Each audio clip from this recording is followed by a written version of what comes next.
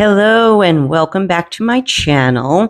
Today's vlog is a bit comical and kind of shows how sometimes being able to communicate with spirits can be quite helpful. Be sure to share your thoughts and experiences in the comments, especially if you have visited Jekyll Island, Georgia, which is where today's story takes place.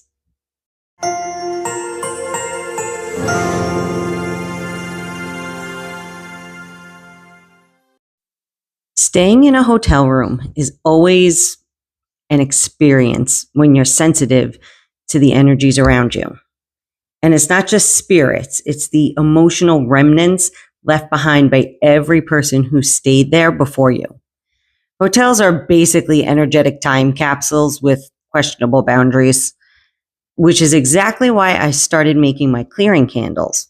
Hotels tend to frown upon that full-on smudging ritual. Apparently, setting off fire alarms isn't part of their guest package experience. So my candles became my solution. Easy to pack, low drama, and designed for energy clearing and peaceful passage without getting you kicked out before checkout. Anyway, this particular adventure in mediumship takes place on Jekyll Island, Georgia. If you're not familiar, this is where some of the wealthiest men in history gathered and quietly laid the groundwork for the Federal Reserve, while, coincidentally, or maybe not, several wealthy opponents of that idea ended up on the Titanic. Just a little conspiracy theory for you to ponder. Meanwhile, my husband and I were there for a wedding for one of his former coworkers who's now a friend. And since we were clearly going to be the old married couple, we felt an unexpected amount of pressure to write something like meaningful in the card. Well, strike one, neither him nor I have perfect penmanship. And strike two, I somehow started writing and ended up directly in the crease of the card. At this point, we were definitely underperforming, but we found it slightly humorous. So we decided to abandon the mission and come back to it in the morning with fresh minds and hopefully improved coordination. We packed up and hit the road with a very intentional stop at Buc-ee's in Daytona first, because priorities. By the time we reached Jekyll Island, it was dark. And if you've ever made that drive at night, it's a little eerie.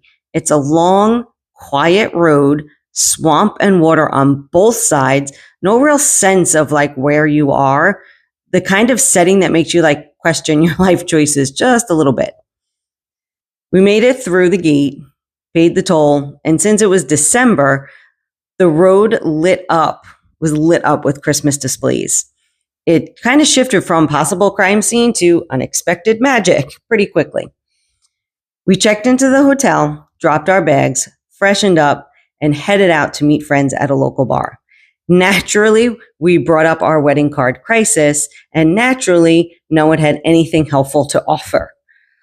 So after a few drinks, a lot of laughs, and zero solutions, we called it a night. I fell asleep easily, and that's when it happened. In my dream, a woman in a flowing white dress was standing at my bedside, calm, composed, and slightly amused. In her hand, our half-failed wedding card. I explained, yes, even in the dream, that we were struggling with what to write. She smiled and said to me, "Life is better with someone to share it with. Enjoy the adventure." Simple, clear, and honestly, perfect. Especially coming from where my husband and I stand. We met at 18 and 20. We married at 21 and 23. And now at 48 and 50, we're still choosing each other, still growing, still figuring it out as we go.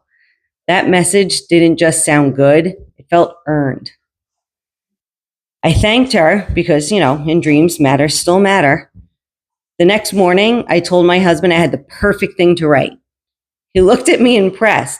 "How did you come up with that?" "A beautiful woman in a white dress came to me in my dream last night and told me." So without hesitation, he said, "Well, if she's still here, thank you, pretty lady." We wrote it in the card, redemption complete.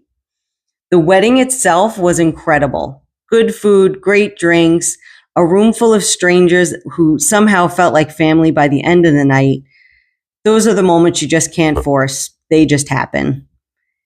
And if there's anything to take from this, whether you believe it came from a spirit, a dream, or just a very aligned subconscious, it's this. Find someone you can fully be yourself with. No performance, no pretending, just be real. Because life really is better when you have someone to share it with. And if you're someone who feels everything a little bit deeper, the energy of places, the weight of spaces, you already know how important it is to clear what doesn't belong to you. That's why I created my candles. You could get them through the Hidden Medium shop on Etsy. There's one made for energy clearing and one for peaceful passage, without any smoke, without any chaos. Just a simple way to respect your space wherever you are. So if you've ever had an experience like this, or you're just curious what else might be out there, stick around because there's more to come. And if there's something in this story that stayed with you, you already know where to find me. Thanks for listening. Just a little side note, I actually finished recording this at 11:11, a spiritual wake-up call, according to Google, a powerful moment for manifestation, synchronicity, things being aligned. So just an exciting little side note. Thanks for listening.